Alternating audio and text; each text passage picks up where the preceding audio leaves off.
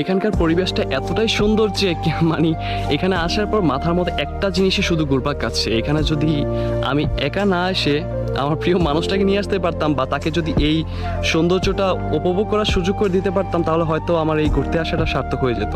সবার উদ্দেশ্যে এতটুকুই বলবো, কখনো একা আসবেন না, তাহলে অবশ্যই মানুষটাকে মিস করবেন।